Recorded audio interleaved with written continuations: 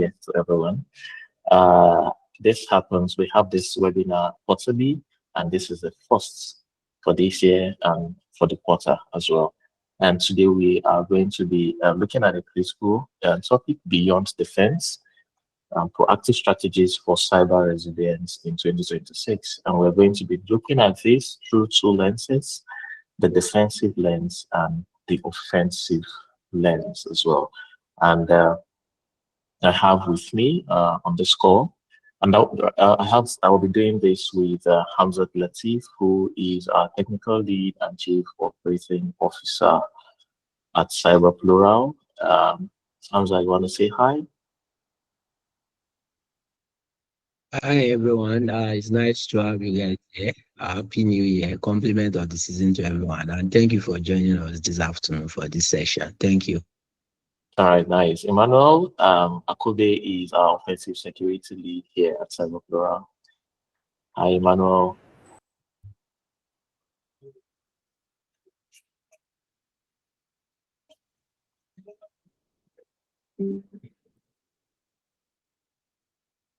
Hi, everybody.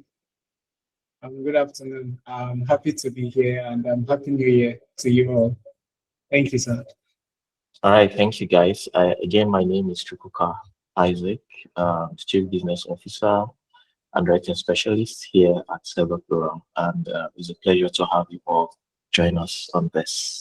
Yes, so again, the goal of this is to basically create insight from all of our engagements at CyberPlural, here at CyberPlural from last year, and of course, how to um, help you understand emerging threats, basically how to stay proactive in this year, 2026, and of course, practical defensive and offensive steps that you have to make. Then we'll also be making predictions onto, what the threat landscape would be in 2026. And also remember that you're welcome to ask your questions at any time. Just drop it in the chat box and I'll be glad to attend to them.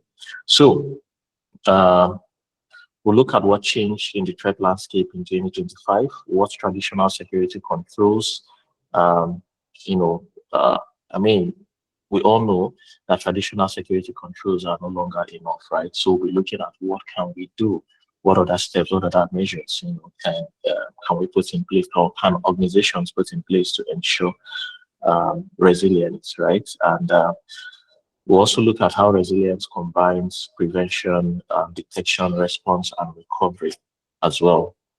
Um, Again, we are CyberPlural, and yeah, we are primarily a leading cybersecurity company here in Nigeria. We provide managed security as a service, and we are committed to delivering a comprehensive, security operations and engineering solution, right? And that are tailored, that is, they are bespoke to businesses, organizations of all sizes. So we cater for both small and large businesses, and of course, government institutions. Some of our services include proactive monitoring, incident response, cybersecurity education, cyber threat intelligence, security assessments, and cyber risk management. And we have some of our products aside our services, which is the CyberPlural MSSP.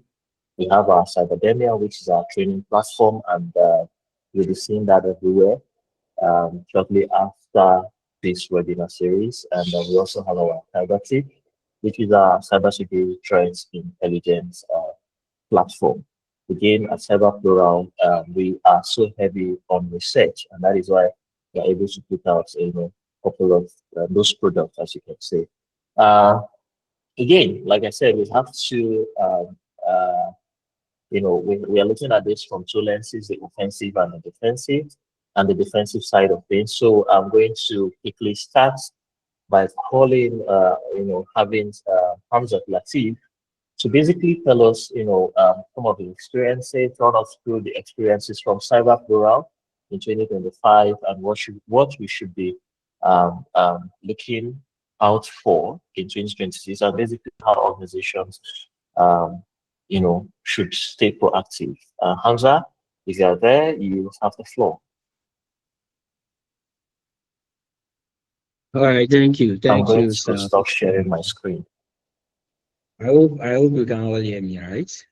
Yes, we can hear you. Go ahead, please. Alright, that's great. So, like we mentioned, we're going to be looking at this, and there are a couple of insights that we have seen from 2025, which is very important from our own engagement point of view. And we believe that most of these lessons are very important. We need to look at them as businesses. We need to look at them to see what we can do better based on some of these data going into 2026.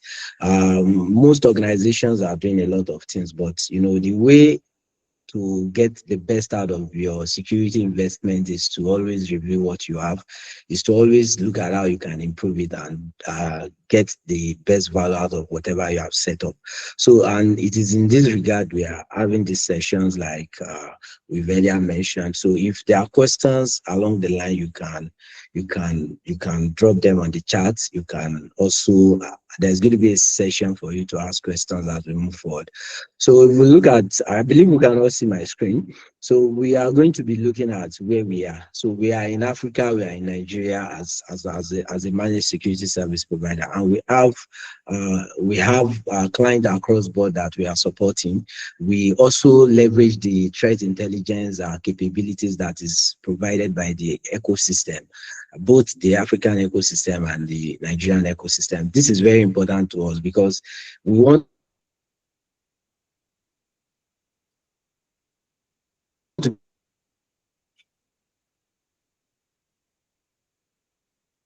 be able to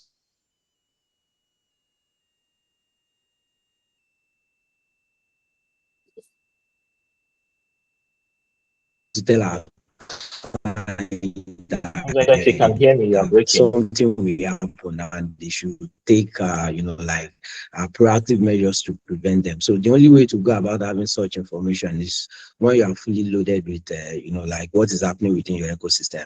So because of that, we have been so strong with focusing on what is happening around us. And if you look at, how about now, can you hear me now? Is it better? Can you hear me now? Yes, we can hear you. Please go ahead. Please go Can, ahead. We can hear you. No, hello, I can think anyone hear me? he needs to go up Can and you come back confirm? Can you again hear me? because his network has already skipped and is breaking the Can you see my frequency. screen? Can you see my screen? Either with an emoji or if you can talk. Tell him, Hamza, can you hear us? We can hear tell you. him to leave and join again. It's still breaking. Can We you hear can me now? see his screen now. I believe I can't see your screen. I can Please join again. Join I again. can hear Hamza, you join again. Hamza, Your guys. maybe you network has should I been. can hear what maybe you should rejoin. I can Just hear go you up and and I can join see again. what you guys are saying. I It's can hear lagging. what you guys are saying rather. Okay, then go ahead. If you can hear us, then go ahead. I can see your screen.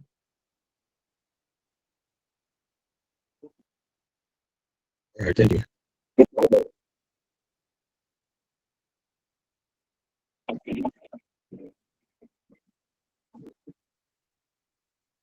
You can see my screen.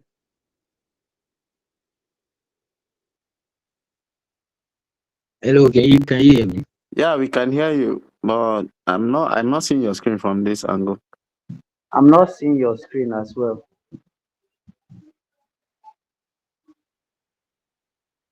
Could you please share your screen, Hamza? Please share your screen.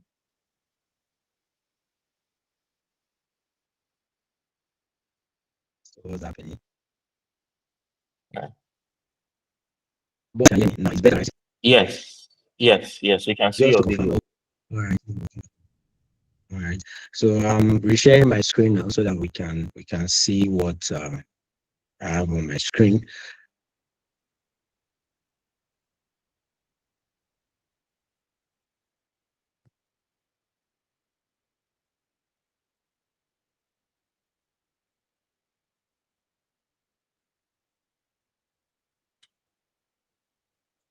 Yeah, the video will make it lag more since his network is not stable.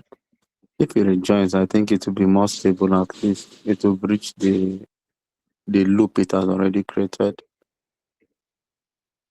All right, thank you, Jose. That's noted.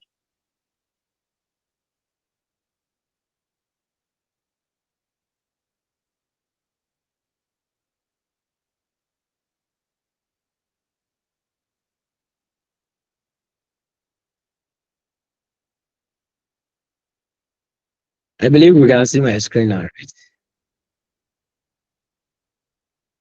I need to Not know. yet. I guess it's still loading. Yeah.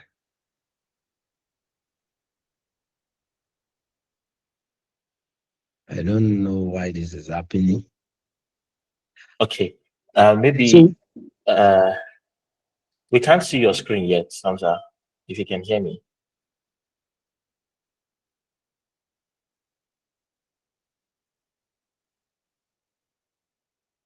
just I mean, that's what I'm trying to figure out.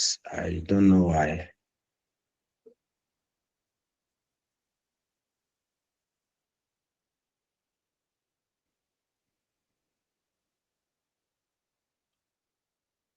Sorry, guys. Apologies for the break. Technical glitch, I don't know. Yeah, But we'll if fix you that can, shortly. can we see me and can we hear what I'm Yes, saying? we can see you. Yes, we can see you, Hamza. We can see you. We can hear you. So what I'm seeing right now is that the button for me to share, I don't know, it's not functioning well. So, but I will continue with the presentation. I will, as soon as I figure that out, will be able to be on the same page so that we don't waste time. So basically, I was talking about Okay. what we have been following up as far as the continent is concerned, and it is important for us to do that because if your company or your businesses exist in a particular ecosystem, what the type of incident that you experience is similar to what other people within that ecosystem will experience. So when you can learn of what is happening within your ecosystem, it will also guide you to put in the necessary controls in place, and that is why we are trying to do this. So if we look at the African looking at it from the African perspective, we can see that we have like almost 586 incident that was captured. I don't know if you can see my screen now. We have like in a Yes. particular month in 2025, that's September 2025, we have a whole load of 119 incidents that was recorded. That's across the continent. And as we continue to look at where some of these things, where some of these developments are coming up from, we can largely see them coming up from the dark web. We could see maybe bridges, we could see different type of data that have been uploaded to that environment. And most of these things have like some similarities to what is happening in Nigeria as well, which we are going to get to see. Largely, we have telecommunications, financial services, health, technology, firms, and government institutions and others. These are like most targeted industries that are mostly showing up in these incidents and cases that was recorded. And if we look at this, we kept on seeing things like ransomware, website defacement, unauthorized access, data breaches, DDoS, espionage operations. Those ones, they may not even make it into the news. But, for some threat groups, their objective is to just take or cut away your data. They are not going to destroy your system. They will not stop your operation. But when they get into the environment, their goal is just to get sensitive information, which they can go and put up for sales in the dark web.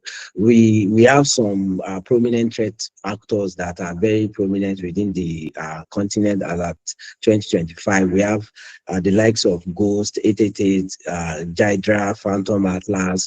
We have Chemos Plus. There is a lot of political tension in North Africa as at 2025. So there have been a lot of back and forth, DDoS, defacement of government facilities and digital assets. We saw a lot of those things, and the like of links, night spheres, DevMans. We have Incrason. These are various various ransomware groups that was also experienced. But looking at the tempo of all of these incidents and these cases, if you look at the countries that we have here, you see things like Nigeria, South Africa, Egypt, and all of that. So these are like the hotspot. Those names that you see both there, they are like the hotspot. This is where we have most of those incidents. This is where we have them recorded, and you can see Nigeria boldly up there. So this means that there's a very we also got our own fair share of some of these 586 incidents.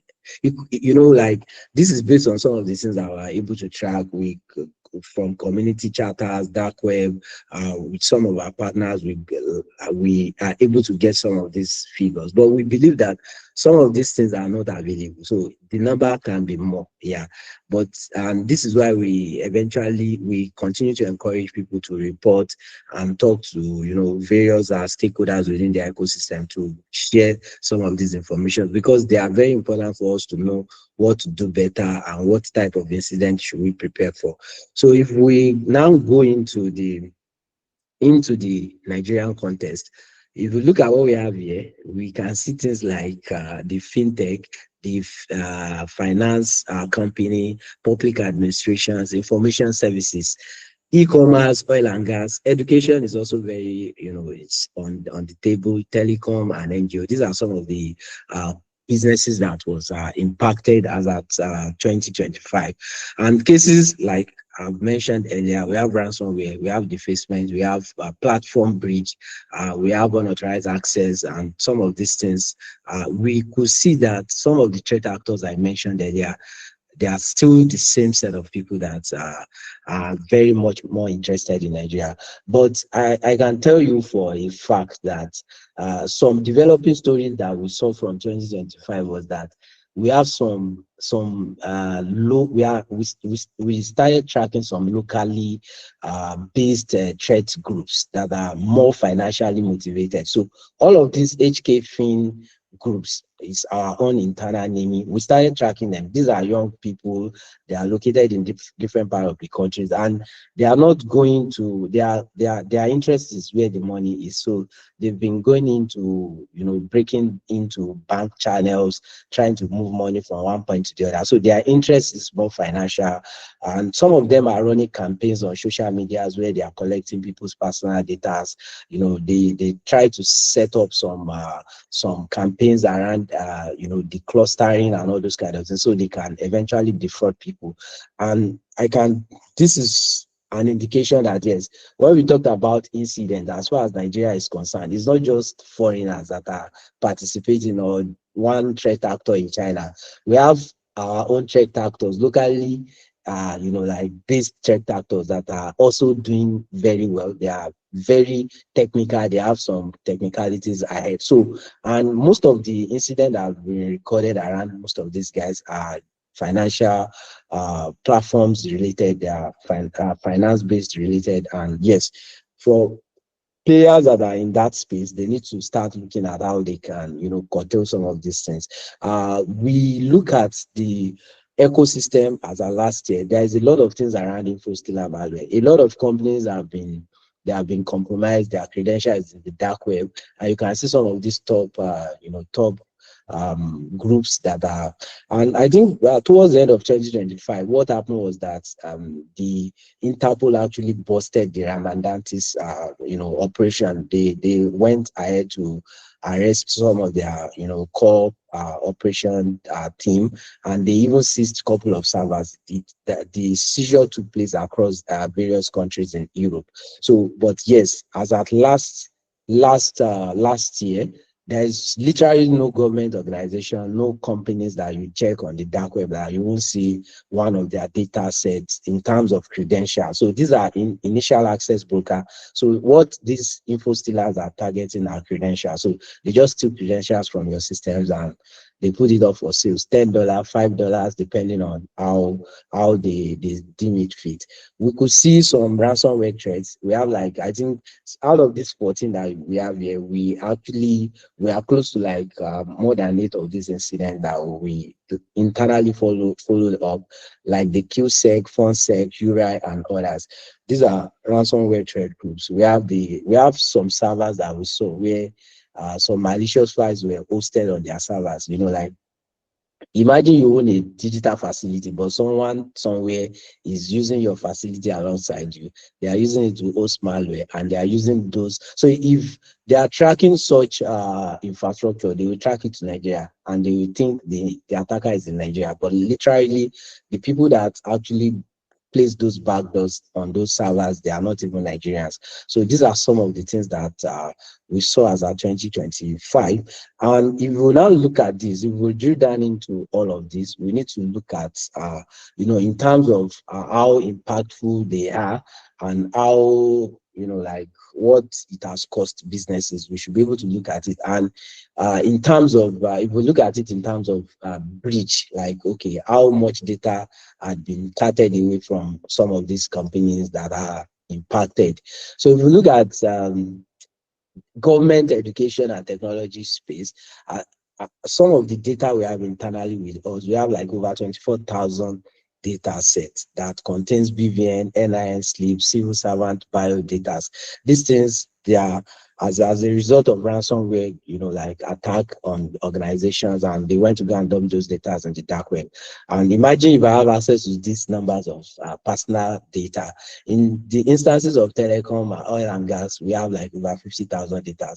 Now, when you now come to finance, this is, I think the attackers that we largely have right now, focusing on Nigeria, they are more financially motivated. So if you look at this, if you look at companies that are finance companies, fintech, logistic, e-commerce, health, these are like not only personally identifiable information, but personal health information are also being carried away with. So we have like over 337,000. So just overall, this data set is nearly 500,000 personally identifiable information. So this is very dangerous for the ecosystem. And if we look at the type of attack or the type of campaigns that actually move this type of data, we see that this InfoStealer malware campaign is everywhere. From some of the data that we've gathered, we could see it like largely everywhere. If you put in a domain of a company, you start seeing their data set everywhere, especially credentials that have been stolen from the environment. We have ransomware, as you can see, is number 3 there. Platform breach. The reason why this is number 2 for us was that most of these fintech finance company, they broke into their servers via API, misconfigured API, and all those kind of things. And they carried away with most of this data and dropped them on the dark web. Some of these informations are meant for sales. In fact, with some of our partners, we were chatting with some of the threat actors around December. The guy is even willing to sell like 1 million data sets to us. In a particular instance, he's looking, because now this data set include, imagine I have the store, the data set, he wants to sell everything, and he's looking at $100,000. This is just like at some instances. We had another instances that has to do with personal health information. So if we look at all of these things, then Emmanuel is going to be walking us through the insecure design and misconfigurations. People are putting out applications, people are trying to build softwares, people want to make money, but they are not putting in something to protect this facility they are setting up. So, and not just that, if something happened, they are not really interested in taking responsibility. So if you go to the dark web today, maybe you could still be able to stumble on some of these data.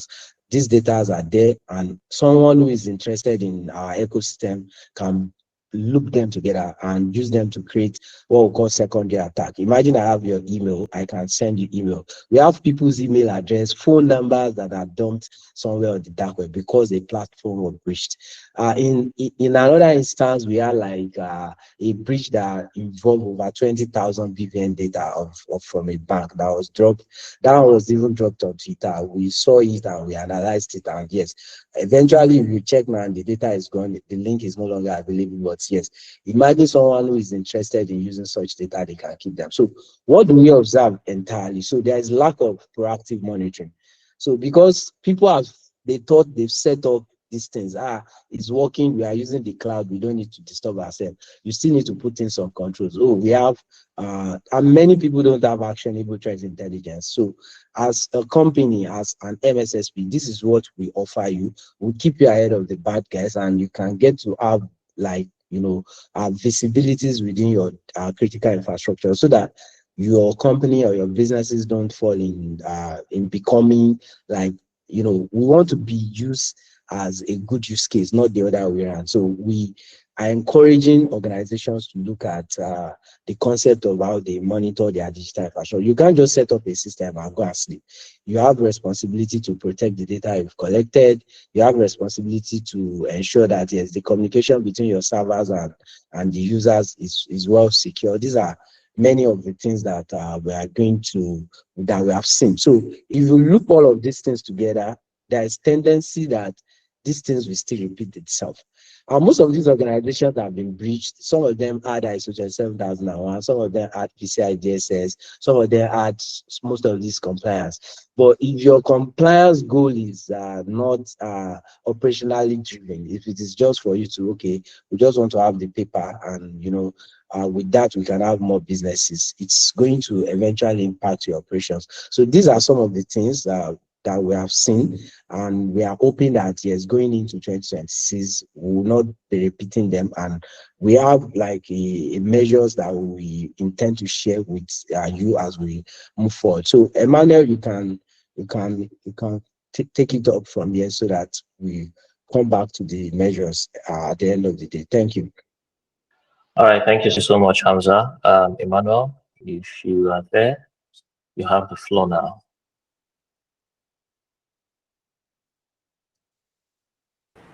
Okay, thank you very much, Mr. Hamza, for the very, very thorough explanation. So, good afternoon, everybody.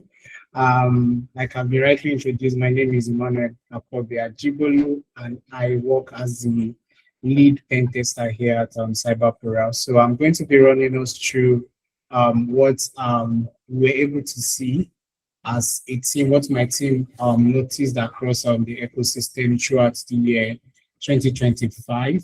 And also, we are going to be making some comparison, because at the beginning of the year 2025, we actually made some predictions. So for those who might not have joined the meeting, you could actually check that out on our YouTube channel, where we made some forecast into what we expect in the ecosystem for the year 2025. And of a truth, some things actually we noticed it happened the way we predicted, but there were some other things that didn't happen the way we predicted, right? Which is perfectly fine, right? We are not God, right? And that's what we are going to try to do again today. So for those who are joining us, you could actually learn from what we've seen, right? And what makes this information credible for us is that as an MSSP, we tend to work with diverse organizations, just like Mr. Sam has explained during the course of the introduction, from financial sector to government sector to education sector, right? We had like a lot of engagement with these sectors, right? And so for my presentation, I'm going to be talking about the penetration test and vulnerability assessment engagement that we had through the year.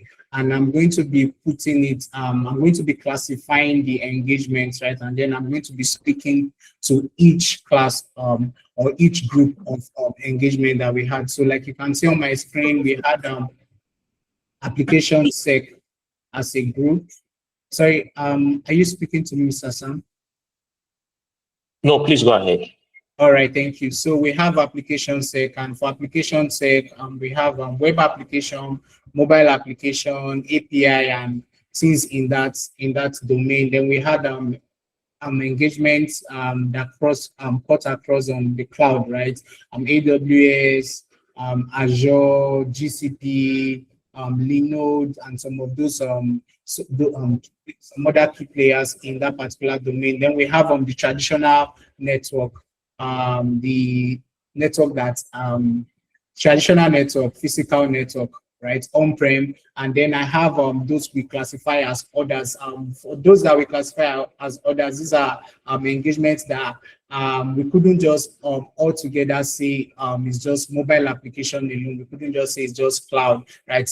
These were the ones that had like some intersection, right? So it's a little bit hard for us to put them in specific group. So I'm going to be starting with sec. So for AppSec, this was a very large chunk of the this made like a significant took a significant turn of the engagement that we had through last year, and it was a whopping 50%, right? And during our prediction last year, we actually predicted that there was going to be a lot more application sec related engagement for us as an organization, and it actually happened, right? 50% is a lot. Somebody that gets to test a lot of application through the years, right? And we got a lot of vulnerabilities for this for the various clients that were able to work with, but then we had some vulnerabilities that were reoccurring, right? Vulnerabilities like those you can see on my screen, like logic vulnerabilities, right? Logic vulnerabilities were a lot, especially like for those that has to do with data protection, and for those that had that handle finance, right, the fintech, right? Because a lot of the time vulnerabilities related to logic related vulnerabilities are vulnerabilities that are pretty much hard for vulnerability assessment tools to detect. So we actually acknowledge that some of these guys are putting in the effort to maybe carry out scan and hunt for some of these things, right? But then this has to do with like this has a lot to do with like human skills and human involvement, right? And we're able to discover some of which I'm going to be explaining because they're also tied to some other vulnerabilities on this list. Then follow the next on the list is lack of rate limiting, right? This was very this was reoccurrent, like this kept showing up over and over again, right? And a lot of time, like at some point, I must say, like the attack vector was very clear. There's rate limiting in the forgot password function, right? And forgot password send 4-digit pin to users, right, to reset their password. And since rate limiting is missing, all we have to do was trigger forgot password for a particular account of choice, and then we start brute forcing till we crack the 4-digit pin, probably in the space of 5 minutes, depending on the machine that we are using, right? So I mean, a lot of our reports had like this reoccurring, right? And also, we had like IDLE for web application, we had BOLA for API application, for APIs, right? And a lot of time we're able to tie these IDLE and rate limiting, right, in a lot of cases, right? For a good number of applications that we tested, IDLE probably led to data exposure or discovering an account, discovering high privilege accounts, or getting like a user list, right? And then once we get the user list, we get information about the account. Usually we do not have the password to log into certain functions for the account. But then as soon as we get the email for the account, all we have to do is to go back, log out, go trigger the forgot password function, and then we start cracking. And then in space of 5 minutes, a good number of times we're into the application. So this is something that we saw happening over and over again, right? Then we had failed authentication, right? And authentication bypass for a good number of applications that we tested as well, right? A number of times, maybe there was missing authentication, or maybe the development team assumes that nobody knows about that particular function, nobody knows about that particular part of the application, right? And usually these endpoints are critical endpoints, right, that we're able to discover. And in I believe about 2 scenarios, right, we were able to test application that when it was completely failed authentication, right, when the users log in, there's a login function in place, and then it looks like you are logging in. But on the API, there's no authentication token, there's no bearer token. So all other endpoints, right, is just exposed like that, like a good number of time. And these are like good, well-to-do applications, right? I mean, we can't mention names, right? So we noticed this particular mistake reoccurring from among different group of developer. As well, for mobile application, biometric bypass, yes, this was also another very interesting one. And personally, it was a very interesting year for me. You can see the smile on my face, right? We're able to bypass biometric for a number of mobile applications that we tested. We're able to bypass the fingerprint authentication and just like that, right? And when we key this also with other vulnerability, because it a lot of the time in our pen test, there's a lot of chaining together, right? So all we have to do is to know the user's email,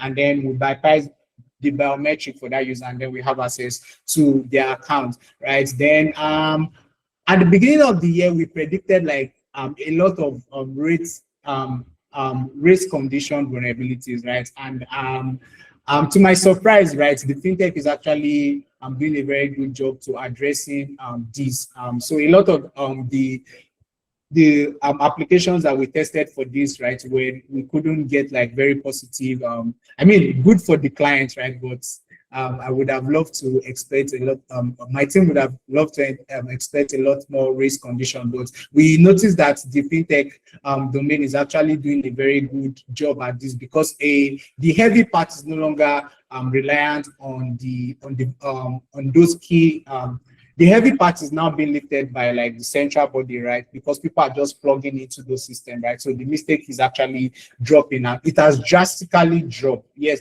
And then we have like a lot of inconsistent policy for password, which we notice across various applications that we tested, right? So maybe the strong user password is enforced while creating the account, but when the user goes to reset their password, or maybe when they are doing a true forgot password, the policy is not authorized there, meaning, okay, I can now set my password to be Emmanuel, I can now set my password to be boy, and all those kind of simple passwords. So these are some key things that we noticed that were reoccurrent through the various domains, through the various applications that we were privileged to test for the year 2025. Then moving to cloud, this made like 30% of the tests that we carried out through the year, right? And a heavy chunk of it was actually on AWS, right? I mean, AWS, it's quite obvious, right? Because AWS is the most, has a larger chunk of the market. And yes, misconfiguration, right? That's still like the major plague, right, affecting cloud, right? So over permission, low level accounts with permissions that they are not supposed to have, exposed bucket, right, privilege escalation, throughput user policy, and then inventory, improper inventory management, right? This is one that actually stopped like with me, right? There was a scenario where we saw accounts from past employers old as 2 to 3 years, right? People that left company for 2 to 3 years, their credentials, which we discovered during the course of engagement, were still valid, right? And we're able to take advantage of this to provide a very good service for our clients.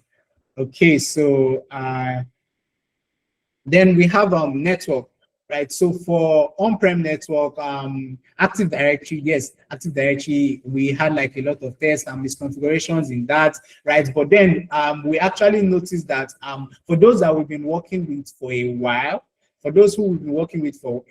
right, their security posture is actually much more stronger. So there's less low-hanging fruits that we're able to expect. Like I'm expecting Active Directory is getting a little bit more complex, right? Which is kudos to those who are to the network engineers on this call, right? But then default password, FTP, SMB, or maybe there's no password or anonymous, right? And we're able to capitalize on these, even for IoT devices, for printers, for smart TVs, for LAN phones, and all those kind of stuff, right? We're able to get into them using default credentials. And for some that we got into using default credentials, we actually discovered that they had high privilege accounts that was used to set them up. So for example, imagine for the smart TV, in the particular scenario, we had the smart TV that had the administrator account there, right? So compromising the smart TV simply meant getting access to the administrative account, which is like a very, very, very good thing for my team, right? And also, I mean, in past, we've also had past experience where we're able to get domain administrator for an Active Directory engagement. We got the domain administrator username and password from a printer, right, through LDAP spoofing, right? And that is also like another low-hanging fruit. So for this, I would say like a lot more attention needs to be placed on some of these little devices, because we notice it's very easy for administrators to conclude that nobody is going to pay attention to those things. But like I said, we call those things low-hanging fruit because they are very easy targets, right? And a lot of the time we notice that they tend to have like a lot of juicy information, right? And finally, we had a lot of outdated technology, outdated device, right? And all those kind of stuff.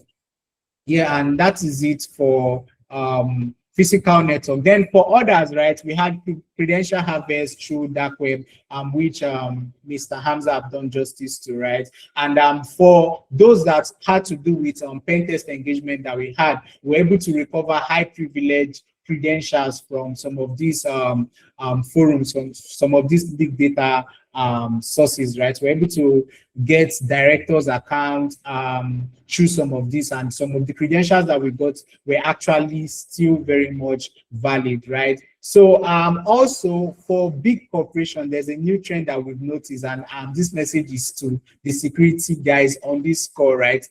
We noticed there's this new trend of security persons assuming that nobody is going to have them. So right now, personally, in CyberPlural, on certain engagements, our way into those organizations were actually through the security team, because we notice like there's always this pride of nobody's going to try me, right? And then and that makes them easy target for us. So please, security folks, please, we know ourselves, all those weak passwords, please let's do well about them. And in another big corporation that we tested through the year, where we got some leak credential that gave us access into the network, it was actually through a security analyst, right? It was a security analyst credential that we actually harvested, and then we're able to gain access into the engagement. Then we have API integration misconfiguration.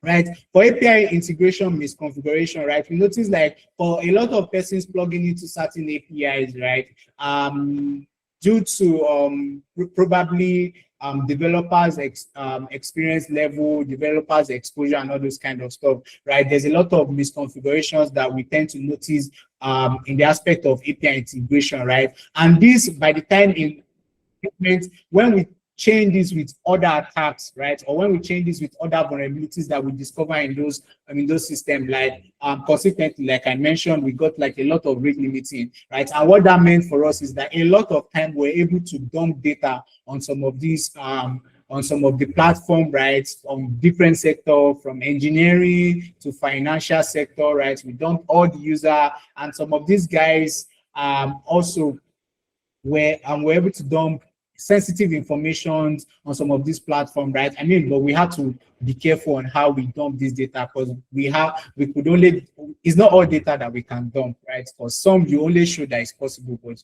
you don't have to dump those data, right? And we try as much as possible to be to maintain ethics in this. And then API misuse and information, right? We notice people with the AI misuse and information disclosure, right? AI is here to stay.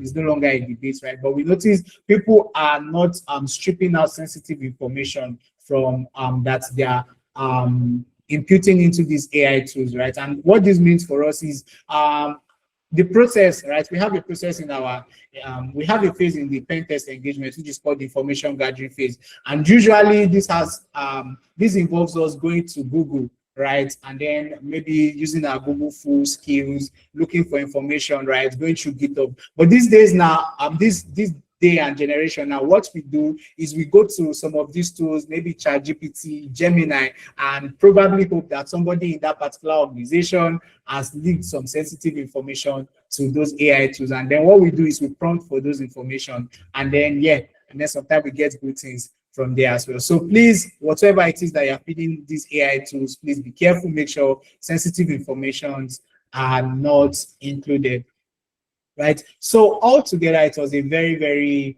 interesting year, and I honestly, personally look forward to a more engaging year and a lot of cool hacks to share with the ecosystem, and hopefully people get to learn from it and do better. Thank you very much.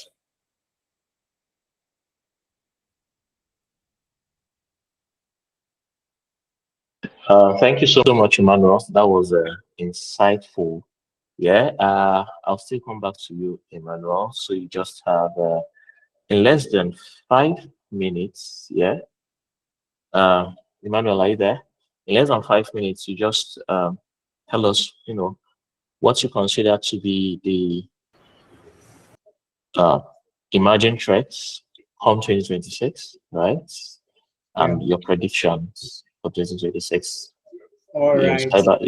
The cybersecurity landscape prediction.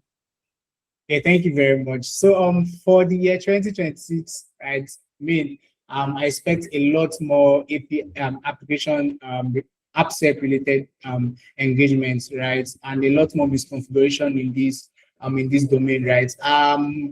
It's quite funny that it seems like developers are still struggling with getting like security as related to APIs, right? So I expect like a lot more weakness in this domain. And also, I think something that is very key to mention, right? Very important for me to mention in as regard this is there seems to be a shortage of knowledge in protecting these endpoints, right?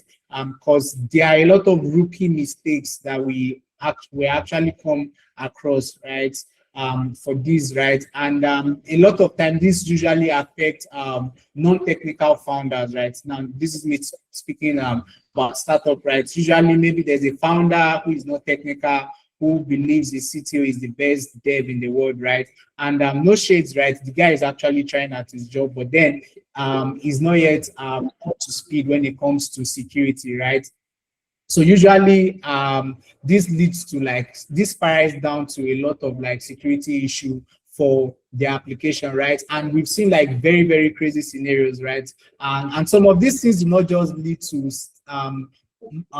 maybe losing money to attackers. At times we've seen situations that we've helped people walk through that could have actually led to a very, very heavy fine. Because the most mind-blowing one was a situation where somebody was sending login request in a GET request, sending login details in GET request, right? And what that means, apart from exposing the user's credential to nearby attackers, this also means that the data is being logged on the server, right? So if I, as an attacker, get to compromise their system, what that means is by the time I go through their log, I actually do not need to start hacking people's accounts. I can just easily get people's username and password from the log, right? So that is looking at it from the aspect of an attacker.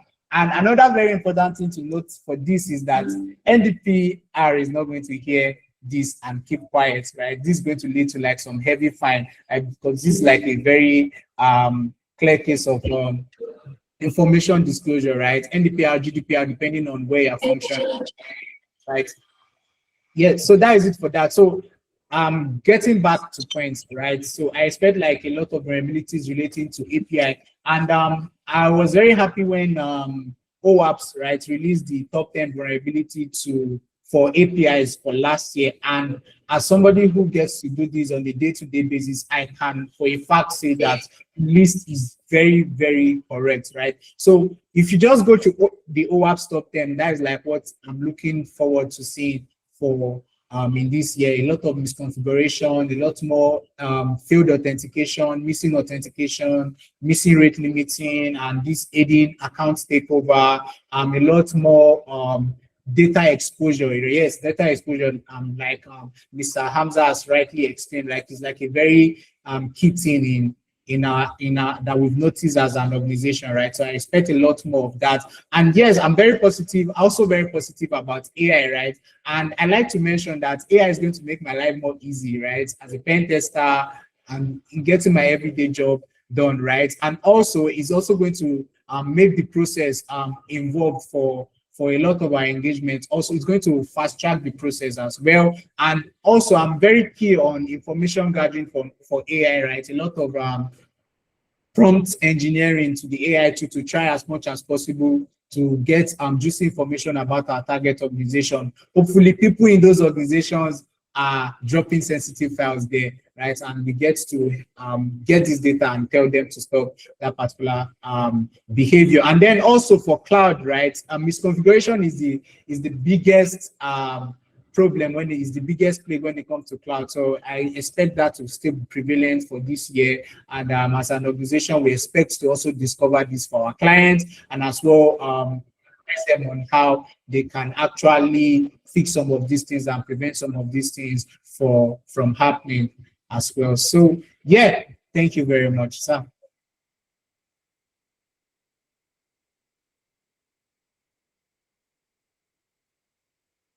Sorry, your mic is mute. So Hamza, please take us through your predictions for 2026 from the lens of a defensive personnel now.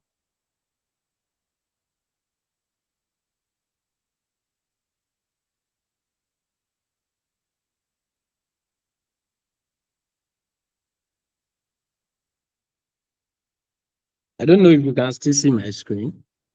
What I want to share with us here is not based on this is something that is based on data, and we have to understand that, yes, because there's a data that is backing the context of what we're about to say, there's likelihood of those things to be like that.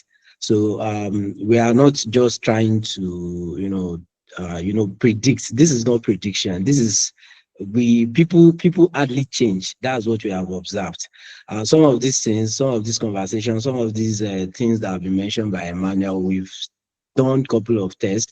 These are conversations that have been, pushing out since maybe a couple of years ago. But up until now, we are still finding it difficult for people to change.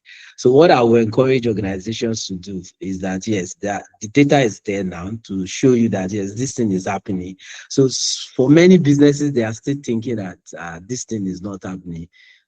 No, it's not going to happen to us. No, it is not going to be our product. But yes, it can be anybody, and these are data that are showing that, yes, it has been happening. It will continue to happen. So we have, because we use a lot of crack software in Nigeria, so there is high tendency that the info stealer malware campaign will still continue. People will still continue to have their credential being stolen, not just businesses, but even individuals. I know of someone who works in a university, and because he used cracked Microsoft Offices and some other cracked software, they were able to kind of, give him a ransomware. Before the ransomware got executed, all his credentials was picked from his browser's cookie, like all those stored credentials you have in your, you stored on your Google Chrome or they started away the credential before they now encrypt his system. So after the incident came to us for, like following up with that incident, we figure out that most of his cloud accounts, after he just thought that he could just format his system and he could move forward. But after that time, all of his cloud accounts, he could not access them again because he did not pay the ransom, and the attacker leveraged the credentials to do like a kind of double extortion on him. So they hijacked most of his accounts. So this campaign is going to continue. The concept of ransomware, yes, people have refused to do the fundamentals, especially when it comes to enterprise network. Most organizations today, they have like 100 of servers, 100 of endpoint and all those things, but they don't have visibility. So because you don't have visibilities, when an attacker launch an initial foothold on your network, you don't even know until they get to your Active Directory, and they can now control all of your network, and they deploy the ransomware. So, and this time, because of the advent of AI, the speed at which the attackers are also moving is not like the way they used to move before. Before now, the the kind of underlying time from initial photo to impact is like maybe we used to have like maybe like 3 weeks, but now because of AI and the kind of deployment that we've seen, there is tendency that yes, within days the attackers can actually get to deploy the whole ransomware and take over your network. So we are hoping to continue to seeing that. For the aspect of platform breach, so and this is where we have like our own locally tracked, we've been tracking some people like I mentioned earlier. We have some locally tracked threat group. These guys are getting what we have seen in some of the incident that we've investigated. Yes, it's not that we stop. It happens and we are called to come and investigate how it happened and how to stop it from happening again. So what happened in most of those instances is that we saw that the environments were not properly built in the first place. Like you have like a payment channel out there and somebody is able to manipulate that payment channel to talk to your core banking application and they move millions of naira overnight on your system. So how did it happen? When we're looking at the logs and some of the data that we picked from the system, it turns out that these people are technical. They noticed a vulnerability within the API and they are able to pull it together. So after they got that update, they started sharing it with their friends. You know, that kind of stuff. They shared with other people. So other people come to the platform and before you know it, billions left the platform overnight. So we have to understand that yes, the goal to deploy and put this product in the hand of the user should not just be the only objective. Are we doing it securely? So I don't have to, I'm not blaming the developer in most cases because the business team wants to put that product out. So they place certain level of pressures on them. When are we going live? When are we going live? When are we going live? That's always the question. So the developer also wants to make his money. So he wants to also drop the project and move to another project. So now there are two sides to this issue. So we have the tendency that it continues, and these bad guys, they understand that there is money in the ecosystem now. So if you launch a platform and you don't test it, I can promise you in 2026 that people will come and help you to test it free of charge. And you will not like how they will test it. You will not like it. Another interesting part that I want us to take note of is the fact that yes, there is what we call third-party data breach. We intend to see that. I can tell you towards the end of last year, that was around December, a big telco giant got one of their product got breached, and after back and forth, we figured out that it was a third-party breach. So the data was not actually with them; it was with their third party, but their third party leverages such data to do one or two things for them. But in the end, this API is vulnerable. Somebody figured out that it is vulnerable and it was able to extract all of the sensitive personality identifiable data from there. And now the guy went ahead to start demanding that he wants to get paid. And if they don't give him money, he's going to go and put the data somewhere they will not like. So he went on Twitter and started tagging them and but at the end of the day, they took down the line, and this is like a 20,000 data set that was breached via a third party. So what I will encourage organizations in 2026 is that when you are sharing things, try to ensure that you have like compliance process in place to checkmate that the people you are partnering with or working with will not become, in fact, imagine the hunter becoming the hunted in some cases. So even as security professionals, we always ensure that we don't expose our clients in the course of running their tests. After we are done, we ensure that all of the test accounts are removed from their systems. We ensure that all the data are well, like encrypted, if for the purpose of those that we need to share for compliance purpose. So these are things that we encourage organizations to do. And if you have anything digital today in Nigeria, please ensure you invest in proactive monitoring. This is key, this is important, and this is going to help you to, sustain your business. That's the whole essence of investing in security. Thank you. Thank you so much, Hamza. Again, invest in proactive monitoring. Invest in proactive monitoring. And trust me, this resilience you're talking about is not just for large corporation or enterprise. it also affects small businesses, right?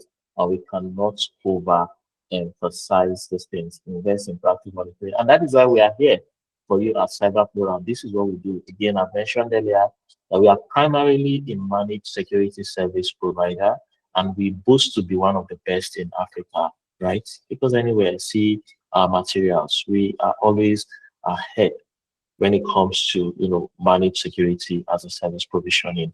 So do well to contact us. We have our emails, our websites. You can always reach us on any of our social media platforms. So I'm sure you have questions to ask. So please, if you have any question, you could chat.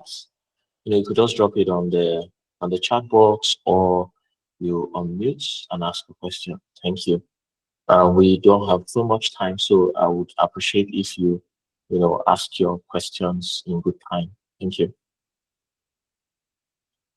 While we're waiting for the question, I'm just going to quickly do a recap on Yeah, sorry, while we are waiting before you do the recap, please, I forgot to mention vibe coding, right?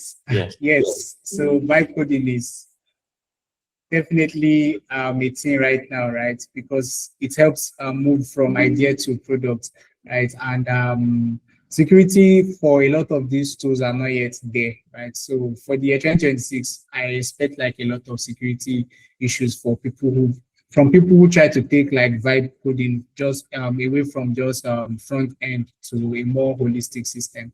Yeah, thank you. All right, thank you. So we have on the screen, proactive strategies for 2026. As you can see, we have security that bets compliance, budgets for cybersecurity into the year, learning from incident preparation is key, technical capacity building, coordinating with industry peers and SAT. And I can tell you that when it comes to coordination with industry peers and other SATs, right, not just in Nigeria, we are the leaders, right? Because we understand these things, we understand the technicality, and we also encourage continuous improvements in cybersecurity practices. Okay, I am not getting any questions. So to round up, I would say going into 2026, I mean, just like Emmanuel and Hamza has mentioned, we are going to see AI-powered threats, AI-powered phishing, ransomware as a service, supply chain attacks, cloud misconfiguration, and of course, insider threats, right? We are going to see all of that. Yeah.